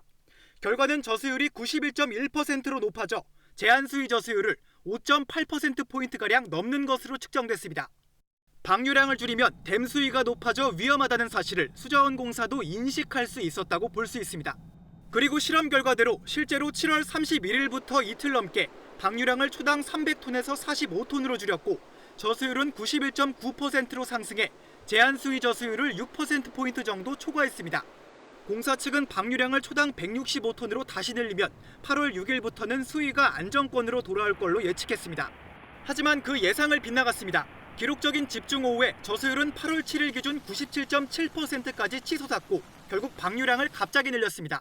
좀 더 보수적으로 접근을 해야 됐는데 치수 중심의 이제 댐 운영 쪽에서 그 환경이나 가뭄 쪽에 좀 포커스를 맞춰서 운영을 한 거예요. 전문가들은 수해 원인 논란과 별도로 수자원공사의 댐 관리 시스템이 현재 기상 상황에 맞는지 종합 재검토가 필요하다고 조언합니다. KBS 뉴스 백상현입니다. 대선을 앞둔 미국에선 우편 투표를 놓고 전현직 대통령 간의 설전이 벌어지고 있습니다. 트럼프 대통령은 우편 투표를 위한 예산은 못 주겠다고 했고 오바마 전 대통령은 투표를 막는 행위다 이렇게 강하게 비판했습니다. 이 소식은 워싱턴에서 김은규 특파원이 전하겠습니다. 트럼프 대통령은 우편 투표가 부정선거의 대상이라는 입장입니다. 낙후된 우편 시스템 때문에 선거 당일 개표가 이루어질 수 있을지도 의문이라며 반대합니다. 그래서 민주당이 경기 부양안에 우편 당국과 지방정부에 각각 25억 달러와 35억 달러를 주어서 우편 투표가 제대로 이루어지도록 하자고 했더니 그것도 반대합니다. One of the reasons the post office needs that much money is to have all of these millions of ballots coming in from nowhere and nobody knows from where and where they're going. 폭스뉴스 인터뷰에선 그 예산을 안 주면 우편 투표를 할 수 없을 것이라고 속마음을 드러냅니다. 상대 바이든 후보는 민주주의에 대한 공격이라고 비난했습니다. Pure Trump. He doesn't want an election. 오바마 전 대통령은 더 신랄하게 트럼프 대통령을 비판합니다. What we've never seen before is a president say, I'm going to try to actively kneecap the Postal Service to encourage voting, and I will be explicit about the reason I'm doing it. 투표권을 제한하려는 시도는 있었지만 노골적으로 투표를 못하게 하려는 건 전례 없는 일이라는 겁니다. 투표를 했지만 개표 때 포함될 수 없을 수도 있으니 아예 투표를 빨리 하라고 대안을 제시하기까지 했습니다. 미 우편 당국은 워싱턴주와 펜실바니아주 등 최소 2개 주에서 우편 투표에 차질이 빚어질 수 있다고 밝혔습니다. 민주주의 제도 선진국이라는 미국에서 벌어지는 우편 투표 논란이 어색해 보입니다. 현직 대통령은 대선 불복 가능성까지 언급한 상태입니다. 워싱턴에서 KBS 뉴스 김은규입니다. 2차 대전 당시 일본군은 최후의 항전을 벌일 지하 요새를 건설하면서 조선인 수천 명을 강제 동원했습니다. 아베 정부는 증거가 없다고 이 강제 동원을 부정하고 있는데요. 이런 억지 주장 뒤집을 만한 징용자 명부가 처음으로 발견됐습니다. 황현택 특파원입니다. 산으로 둘러싸인 분지 한가운데 일제가 극비리에 만든 지하 요새가 있습니다. 연합군의 본토 상륙이 임박한 1944년 일왕이 최후의 항전을 준비하던 곳입니다. 지하 요새는 이렇게 소형 트럭이 지나갈 수 있을 정도로 넓고 전체 길이도 12km에 달합니다. 공사에는 조선인 6천여 명이 강제 동원됐고 최소 300명 넘게 숨진 것으로 추정됩니다. 방공호 앞에 있는 안내판, 원래는 많은 조선인들이 강제적으로 동원됐다고 적혀 있었습니다. 하지만 지금은 必ずしも全てが強制的ではなかったなど様々な見解がありますという 아베 정권 출범 직후인 2014년 나가노시가 강제징용 증거가 없다며 일방적으로 바꾼 내용입니다. 極秘裏に進められたと関係した建設会社あるいは軍部等々含めてほとんどが焼却されて 하지만 반전이 있었습니다. 최근 미 의회 도서관에서 조선인 2,600명의 이름과 생년월일, 본적지 등이 적힌 명부가 발견된 겁니다. 방공호 안에 적혀있던 밀성상천이란 글씨. 그런데 명부에도 경상남도 출신 27살의 같은 이름이 나옵니다. 밀성은 밀양의 옛 이름으로 창씨 계명을 강요받자 고향 지명을 쓴 것으로 보입니다. 이번엔 명부에 전남 무안 출신 미아라 석지란 이름, 본명은 김석지로 방공호 건설업체 소속 직원이었던 걸로 확인됐습니다. 조선인 근로자들은 조선 총독부에 의뢰해 징용을 위해 강제로 끌고 온 사람들이라고 증언했던 인물입니다. 一番の痴漢を請け負っている西松組の関係で名簿が見つかったっていうのはその2600人が初めてという。 현지 단체들은 강제징용의 전모를 파악하기 위해선 한국과의 공조가 시급하다고 강조했습니다. 나가노에서 KBS 뉴스 황현택입니다. 올해는 항일 독립운동 사상 최대 승전으로 꼽히는 봉오동 전투와 청산리 대첩 승전 100주년입니다. 하지만 지금 이 격전지 현장은 접근하기조차 어렵다고 하는데요. 이유가 뭔지 오세균 특파원이 현지를 직접 찾아가 봤습니다. 1920년 6월 일본 정규군을 상대로 첫 대승을 거둔 봉오동 전투. 봉오골로 들어가는 초입부터 바리케이드로 막은 대문이 나타납니다. 以前那个前几年韩国人都过来看，现在上面市政府都下文了，一律不让进。你说俺们能随便放人吗？ 수자원 보호를 이유로 저수지 안에 있는 기념비 방문조차 불허하고 있습니다. 더구나 봉오동은 댐 건설로 대부분 수장됐고 전투 현장은 접근이 불가능한 상태입니다. 저수지 아래에 모여 사는 조선족 마을 주민조차 기념비 방문이 어렵다고 말합니다. 올해가 이제 봉오동 전투 100년이잖아요. 예, 그때 우리 한번 겨우 거기서 비순 맡아서 그냥 거기를 한번 갔다 왔었어요. 독립군의 가장 큰 승전보를 전해준 청산리 대첩 가운데 최대 격전지로 꼽히는 어랑촌. 보시는 것처럼 어랑촌 항일 유격 근거지라고 쓰여진 기념 비석이 세워져 있습니다. 하지만 청산리 대첩과 관련된 내용은 비석 어디에서도 찾아볼 수 없습니다. 비석 뒷면엔 중국 공산당의 항일 투쟁만 기록돼 있습니다. 이 얘기는 없어요. 그 청산리 전투 장관 그 청산촌에 아마 있을 겁니다. 인근 청산촌에 세워진 청산리 대첩비는 볼 수 있을까? 현재 특수경찰이 길목을 막아 아예 접근조차 불가능한 상태입니다. 他那样的封锁了，我们也不知道，这是上面要求的，明点都也摄像头，远程都能监控的。 청산리 대첩을 승리로 이끈 김좌진 장군의 북로군정서 서일총재 묘는 관리가 제대로 안 돼 진입로에 수풀만 가득합니다. 연변에서 KBS 뉴스 오세균입니다. 의과대학 정원 확대 등 정부의 의료 정책에 반대하는 의사들이 어제 하루 집단 휴진에 들어갔습니다. 의사들은 정원 확대보다는 지역과 진료 과목별 인력 불균형 해소가 우선이라며 2차 휴진을 예고했고요. 정부는 불균형 해소를 위해서는 인력 확충이 꼭 필요하다면서 대화와 협의로 문제를 풀자고 재차 의료계에 요청했습니다. 홍석우 기자입니다. 동네 개원이가 주축이 된 대한의사협회의 총파업 골기대회입니다. 서울 여의도공원 등 전국 6개 지역에서 주최 측 추산 2만 8천여 명의 의사들이 모였습니다. 정부는 이날 동네 의원의 31%가량인 1,500여 곳이 휴진 신고를 했다고 밝혔습니다. 주요 대형 병원 전공의들도 집단 휴진에 동참했습니다. 다만 응급실과 중환자실 등 필수 의료 분야 인력은 참여하지 않았고 병원급 이상 의료기관도 정상 운영됐습니다. 의사들은 정부가 발표한 의과대학 정원 확대와 공공의대 설립, 한방첩약의 건강보험 지원, 비대면 진료 육성 방안에 반대하고 있습니다. 일방적으로 이런 정책을 추진하는 정부에 강한 유감을 표하고 싶고요. 일단은 의료계 대화를 통해서 다시 한번 논의가 필요하다는 것을 주장하고 싶습니다. 특히 현재 3천여 명인 의대 정원을 10년 동안 4천 명 더 늘려 지역과 공공의료에 투입한다는 방안이 가장 큰 쟁점입니다. 정원 확대보다 지역과 진료 과목별 인력 불균형 해소가 우선이라는 의사들의 주장에 대해 정부는 의료 격차 해소를 위해선 인력 확충이 꼭 필요하다는 입장입니다. 정부는 언제라도 의사협회가 집단행동을 중단하고 협의의 장으로 들어오겠다고 한다면 즉시 논의를 시작할 준비가 되어 있습니다. 의사협회는 이날 집회에서 정부의 책임 있는 답변을 요구하며 오는 26일에서 28일에 걸쳐 추가 집단 휴진을 예고했습니다. 2차 총파업에는 전공의와 개원이뿐만 아니라 지난 7일 전공의 파업 때 필수 인력으로 자리를 지키던 전임의와 교수진까지 참여할 것이라고 밝혔습니다. 이에 대해 정부는 대화와 협의를 통해 문제를 해결할 수 있도록 의협 측이 협상장에 나와달라고 거듭 요청했습니다. KBS 뉴스 홍석우입니다.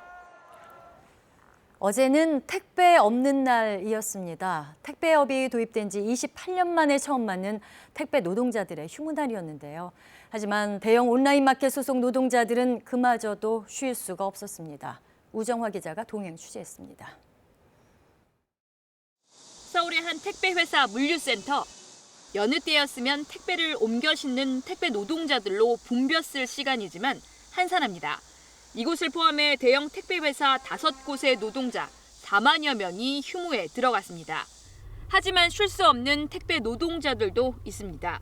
쿠팡 택배 노동자인 조찬호 씨는 여느 때처럼 배송을 하느라 분주합니다. 아파트를 오르락 내리락 하길 여러 차례 땀이 흐르고 숨은 턱까지 차오릅니다. 어떤 게 제일 힘드세요?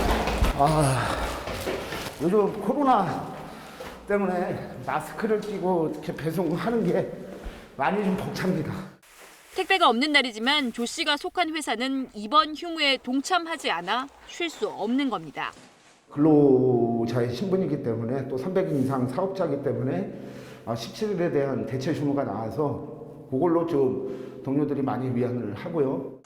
쿠팡뿐만 아니라 SSG와 마켓컬리 등 대형 온라인 마켓과 택배 없는 날에 동참하지 않은 중소택배사 노동자들은 쉬지 않고 배송했습니다. 여기에 3일간의 택배 없는 기간을 모두 쉴 수 없는 노동자들도 많습니다. 택배 없는 날이 반드시 지켜야 할 공휴일이 아니기 때문입니다. 일단 감사하다고 말씀을 드리고 이번 기회로 끝내는 게 아니라 계속 지속적으로 주에 1일씩이라도 줘갖고 노동자들이 휴식을 취할 수 있는 계기가 되었으면 좋겠습니다. 정부는 매년 8월 14일을 택배 없는 날로 추진하겠다지만 현장에선 휴식을 보장할 더 강력한 대책을 촉구하고 있습니다. KBS 뉴스 우정합니다.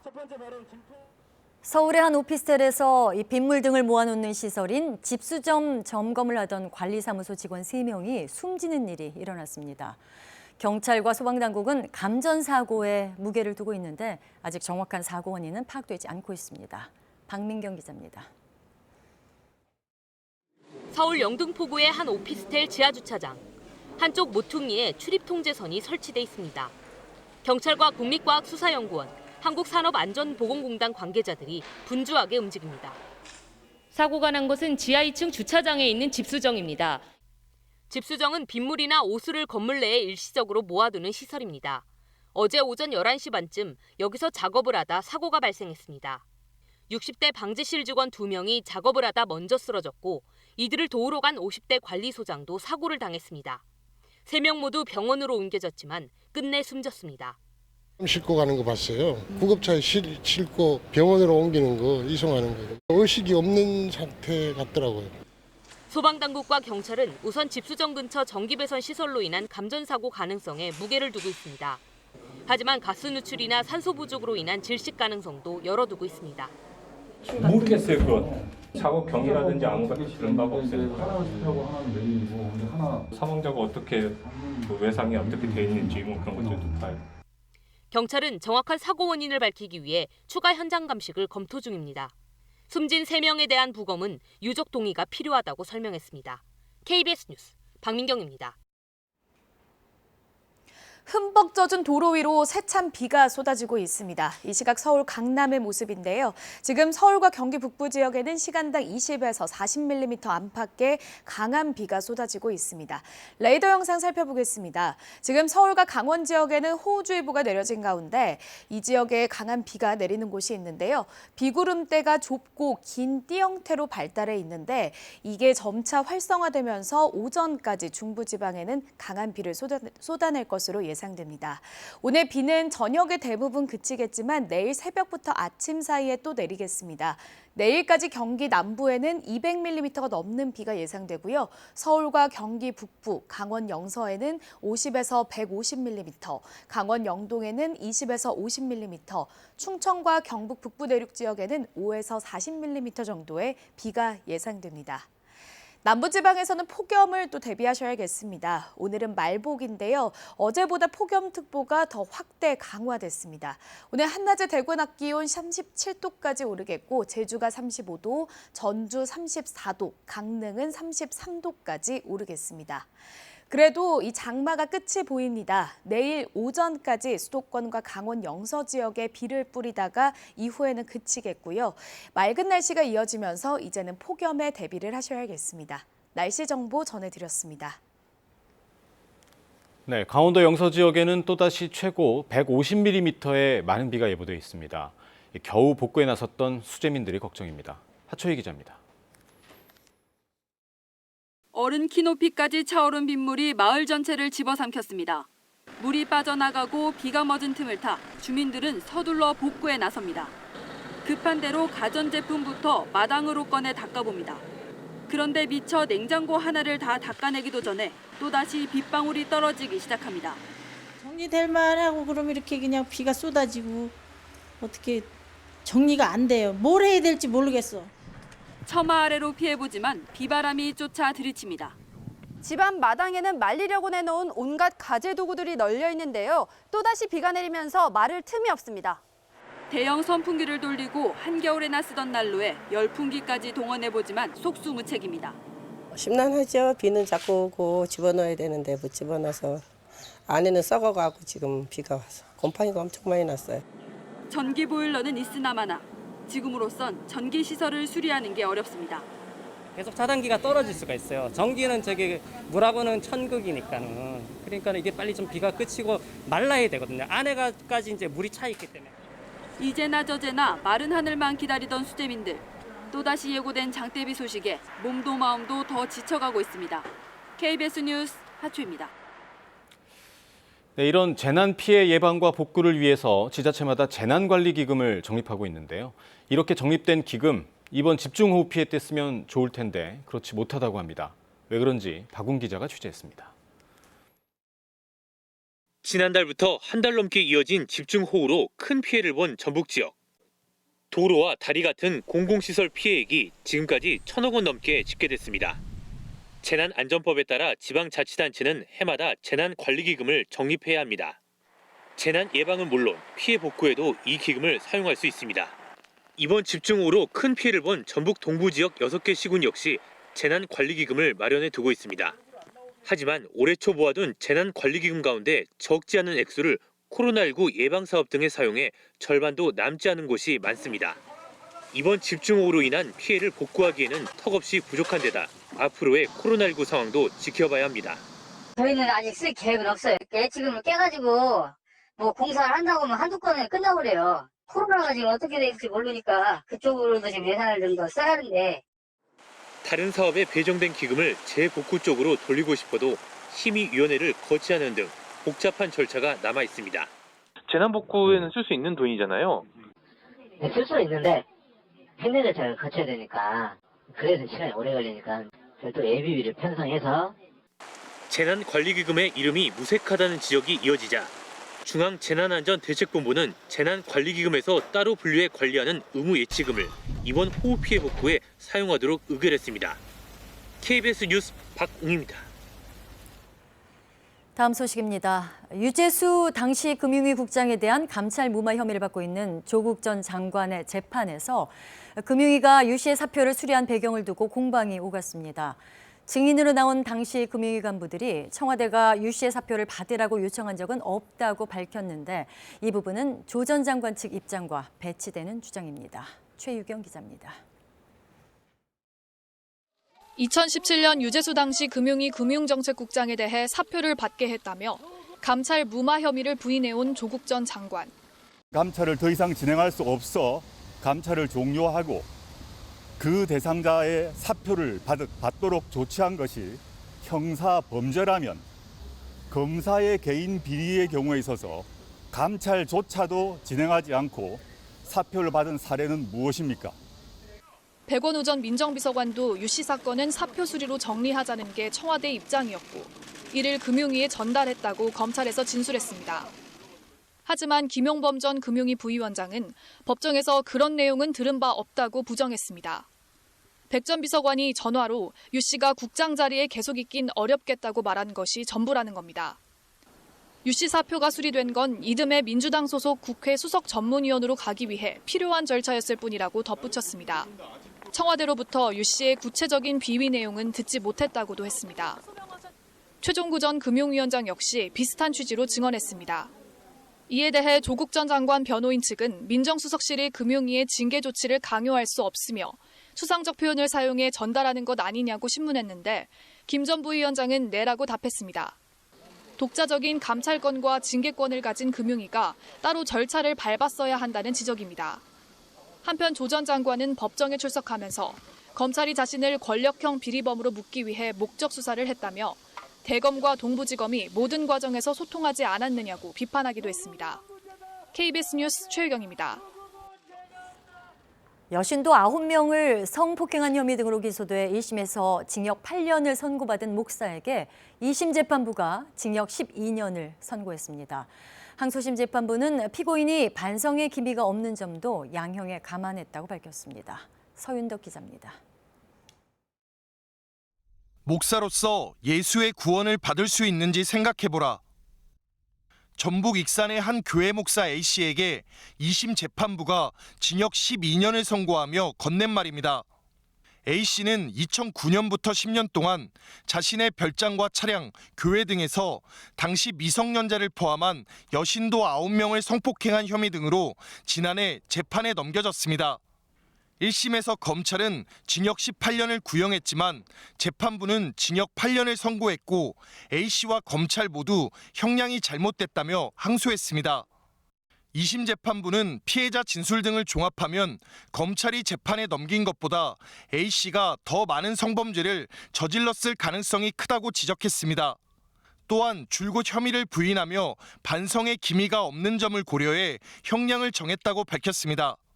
믿고 따르던 사람에게 당한 피해자들의 정신적 충격이 큰 점도 참작됐습니다. 1심 형량이 낮다며 반발해온 여성단체는 재판 결과를 환영한다고 밝혔습니다. 8년이라는 형이 너무 짧다. 그리고 그 사람이 나와서 또 어떻게 우리에게 해를 가할지 모르겠다라는 이런 두려움도 있으셨거든요. 조금은 위로가 되시지 않았을까 싶어요. 다만 검찰이 청구한 보호관찰과 신상공개는 A씨가 긴 시간 복역한 후 나오면 재범의 우려가 적다는 이유 등으로 받아들여지지 않았습니다. KBS 뉴스 서윤덕입니다. 한반도 주변을 둘러싼 각국의 영유권 분쟁과 자원 다툼으로 영해 수호의 중요성 갈수록 커지고 있습니다. 오늘 광복절 75주년을 맞아서 해경 초계기를 타고 우리 바다를 둘러봤습니다. 장혁진 기자입니다. 해경의 초계기 챌린저호. 하늘로 솟구치자 솜털 같은 구름을 헤치고 고도를 바꿔가며 바다의 특이 동향을 살핍니다. 이륙 1시간여 만에 홍도와 흑산도 해역에 다다랐습니다. 서해의 비경을 감상할 틈도 없이 해경 요원의 손놀림이 갑자기 바빠집니다. 우호가 불법적 발견 체증했습니다. 합동 퇴거 작전 요청합니다.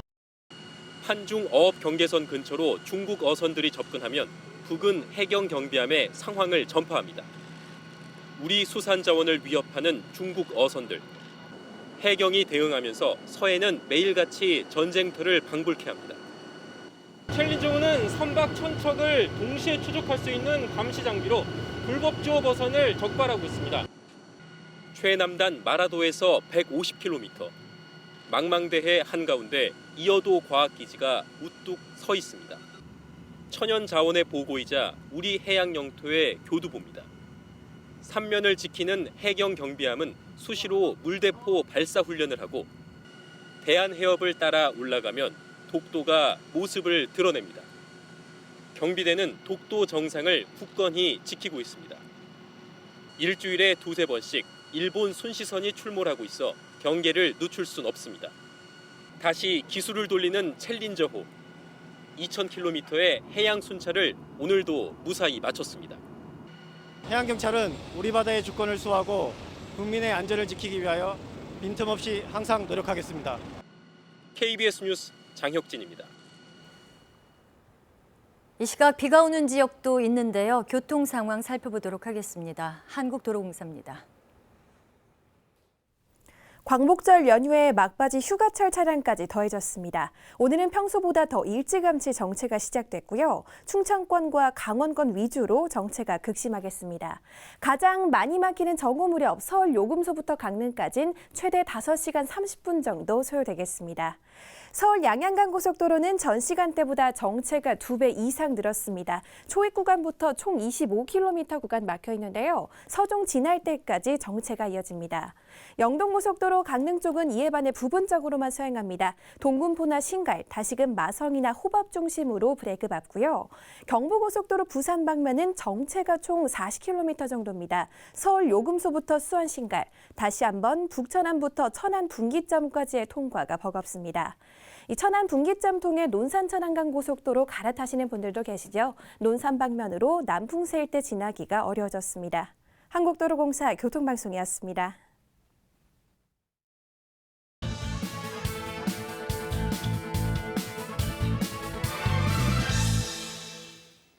코로나19 확진자 수가 다시 100명대를 넘어서면서 방역당국에 비상이 걸렸습니다. 국내 1일 신규 확진자 수가 100명을 넘은 것은 20일 만입니다. 지역 감염 확산만 따지면 100명대 기록은 지난 4월 1일 이후 4개월 반 만입니다.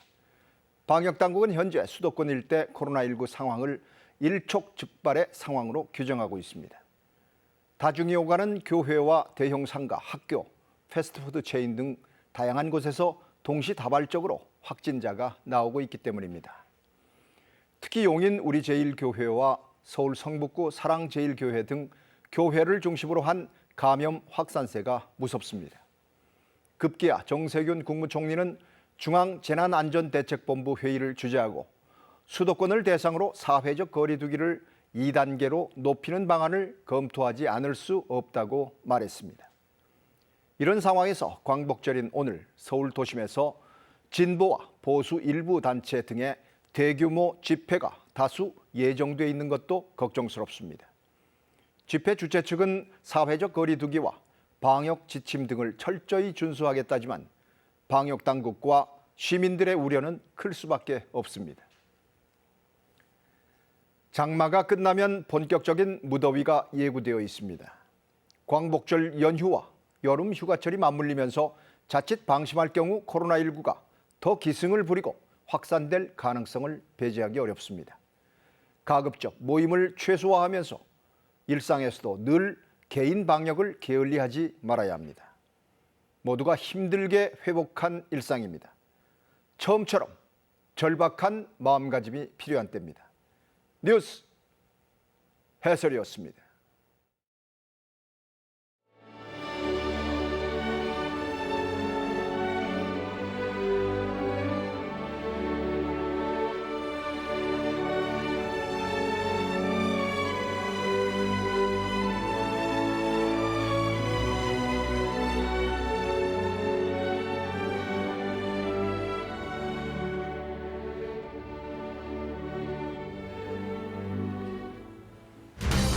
광복절이자 말복인 오늘 수도권과 강원 영서 지역에 호우특보가 내려진 가운데 강원도 홍천에 시간당 40mm의 비가 내렸습니다.